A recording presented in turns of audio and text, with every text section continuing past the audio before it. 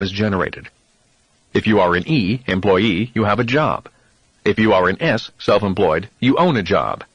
But if you own a system and people work for you, you are a B, business owner. And finally, if you are an I, investor, your money works for you.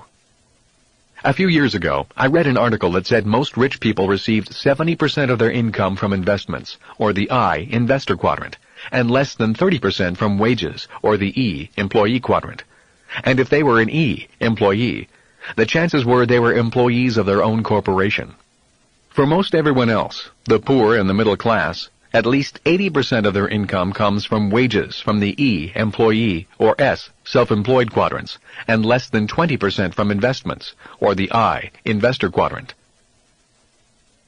Although my wife and I were millionaires by 1989, we were not financially free until 1994.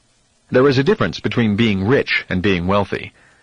By 1989, our business was making us a lot of money. We were earning more and working less because the business system was growing without any more physical effort on our part.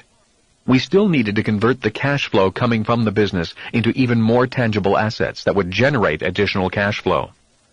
We had grown our business into a success, and it was time to focus on growing our assets to the point where the cash flow from all our assets would be greater than our living expenses. By 1994, the passive income from all of our assets was greater than our expenses. Then we were wealthy.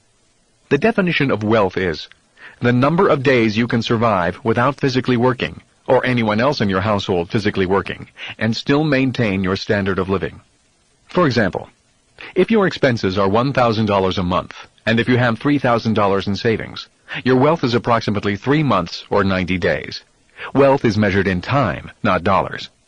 By 1994, my wife and I were wealthy indefinitely, barring great economic changes, because the income from our investments was greater than our monthly expenses. Ultimately, it is not how much money you make that matters, but how much money you keep and how long that money works for you. Regardless of how much money people make, ultimately they should put some in the I, investor quadrant. The I, investor quadrant, deals specifically with the idea of money making money, or the idea that your money works so that you do not have to work. Yet it is important to acknowledge that there are other forms of investing. People invest in their education. Traditional education is important because the better your education, the better your chances of earning money. You can spend 4 years in college and have your income earning potential go from $24,000 a year to $50,000 a year or more. Given that the average person spends 40 years or more actively working, 4 years' worth of college or some type of higher education is an excellent investment. Loyalty and hard work is another form of investing, like being a lifelong employee of a company or the government. In return, via contract, that individual is rewarded with a pension for life. That is a form of investment popular in the industrial age, but obsolete in the information age. Other people invest in having large families, and in turn have their children care for them in their old age. That form of investing was the norm in the past, yet due to economic constraints in the present, it is becoming more difficult for families to handle the living and medical expenses of parents.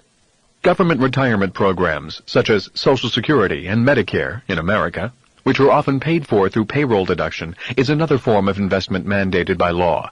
But due to massive changes in demographics and costs, this form of investment may not be able to keep some of the promises it has made. And there are independent investment vehicles for retirement that are called individual retirement plans. Often the federal government will offer tax incentives to both the